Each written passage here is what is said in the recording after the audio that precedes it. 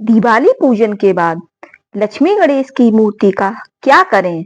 भूल कर भी ना करें यह काम, घर में सब कुछ हो जाता है बर्बाद। राधे राधे फ्रेंड्स, स्वागत है आपका हमारे यूट्यूब चैनल में। वीडियो पसंद आए तो प्लीज चैनल को लाइक करें, सब्सक्राइब करें और ज्यादा से ज्यादा शेयर करें। दिवाली पूजन में हम नई मूर्तियों को लेकर अपने घर आते हैं, लेकिन पुरानी मूर्तियों का हम आखिर क्या करें? बहुत सारे लोगों का यह प्रश्न रहता है कि हमें पुरानी मूर्तियों का क्या करना चाहिए। तो आज हम उसी के बारे में बात कर रहे हैं। दिवाली के बाद लक्ष्मी गणेश की मूर्ति को लेकर ये बातें हमें ध्यान में रखनी चाहिए। अगर आपकी मूर्ति चांदी, सोने या पीतल की है तो उसे आप गंगा जल से स्नान कराकर दोबारा से मंदिर में स्थापित कर सकते हैं। अगर आप नई मूर्ति लेकर आए हैं तो आप उन मूर्तियों को स्नान, पूजन आदि करने के बाद अपनी तिजोरी में रख सकते हैं और नई मूर्तियों को स्थापित कर सकते हैं। नंबर 2, पुरानी मूर्तियों को हमेशा साफ पानी में ही विसर्जित करना चाहिए। हमें ऐसे ही कहीं किसी गंदे पानी में मूर्तियों का विसर्जन नहीं करना चाहिए। विसर्जन के लिए हमें मूर्ति को लाल कपड़े में बांधना चाहिए। विसर्जन सुबह के समय ही करना चाहिए। सूर्यास्त के बाद कभी भी हमें मूर्ति विसर्जन नहीं करना चाहिए। विसर्जन के लिए आप किसी नदी या तालाब का इस्तेमाल कर सकते हैं। साथ ही साथ जब आप पुरानी मूर्तियों को हटा रहे हैं तो उसी दिन हमें अपनी घर की मूर्तियों को नहीं हटाना चाहिए।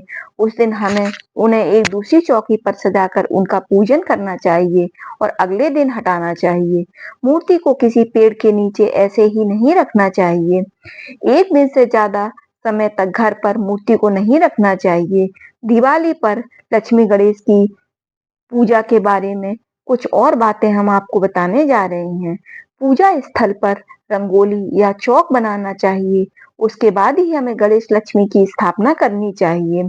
चौकी के चारों कोनों पर एक एक दीपक हमें अवश्य जलाना चाहिए। इससे माता लक्ष्मी हमारे घर में स्थायी रूप से वास करती हैं।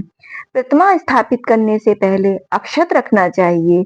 माँ लक्ष्मी को चावल, रोली, पान, सुपारी, इलायची, नारियल अर्पित करना चाहिए। माता लक्ष्मी को यह सभी वस्तुएं बहुत ही ज्यादा प्रिय हैं। ये मूर्ति सॉरी ये सामग्री माता लक्ष्मी को अर्पित करने से माता लक्ष्मी हमसे प्रसन्न होती हैं और हमें आशीर्वाद प्रदान करती हैं।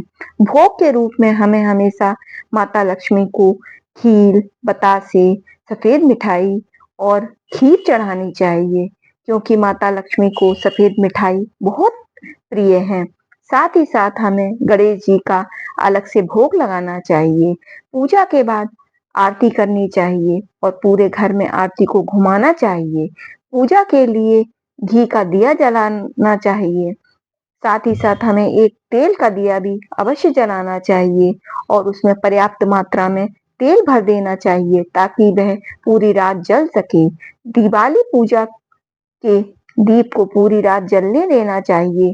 दिवाली पूजा के बाद गणेश लक्ष्मी की मूर्ति का हमें क्या करना चाहिए? साथ ही साथ माता लक्ष्मी की आरती करते समय हमें कभी भी घंटी नहीं बजानी चाहिए, क्योंकि माता लक्ष्मी को शोर शराबा बिल्कुल प्रिय नहीं है, वे शांत प्रिय हैं।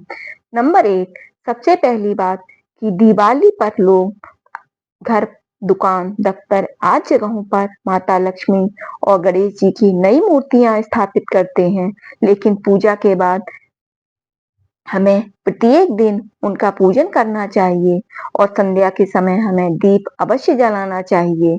नंबर 2, अगर आप नियमित तौर पर लक्ष्मी और गणेश जी की पूजा नहीं कर सकते हैं तो पूजन के बाद हमें उन मूर्तियों को विसर्जित कर देना चाहिए ताकि आपको कोई भी दोष ना लगे।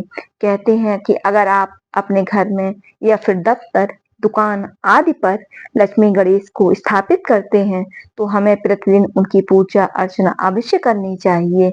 अगर हम उनके सामने दीप धूप नहीं जलाते हैं तो हमें दोष लगता है। नंबर 3, नई मूर्तियों के स्थापना के बाद पुरानी मूर्ति को नदी, तालाब या उचित स्थान पर विधि पूर्वक विसर्जित कर देना चाहिए। आप चाहें तो मूर्ति को देव वृक्ष यानी पीपल, बरगद, नीम या फिर बेलपत्र के नीचे भी रख सकते हैं। धार्मिक मान्यताओं के अनुसार पूजा घर में किसी भी देवी या फिर देवता की एक से अधिक मूर्ति नहीं रखनी चाहिए। अंगूठे के आकार से बड़ी मूर्तियां घर में नहीं रखनी चाहिए, क्योंकि उनके पूजा के कठिन नियमों का पालन करना पड़ता है। पूजा में हुई गलती किससे अशुभ प्रभाव पड़ता है। पूजा घर में कभी भी हमें खंडित मूर्ति की पूजा नहीं करनी चाहिए, इससे दोष लगता है। अगर आपके घर में कोई भी मूर्ति खंडित हो गई है या उसका कोई भी भाग हल्का सा भी टूट गया है, तो आपको उस मूर्ति को अपने पूजा घर से हटा देना चाहिए और उसे किसी स्वच्छ जल, नदी, तालाब आदि में विसर्जित करना चाहिए। अगर आपके घर के आसपास कोई नदी, तालाब नहीं है, तो फिर आप अपने घर की गणेश, लक्ष्मी की पुरानी मूर्तियों को किसी भी टब वगैरह में पानी डालकर गला दें, और जब वह मिट्टी में तब्दील हो जाए तो उस मिट्टी को किसी भी गमले में भर दें और उस गमले में कोई भी फूल का पेड़ लगा सकते हैं।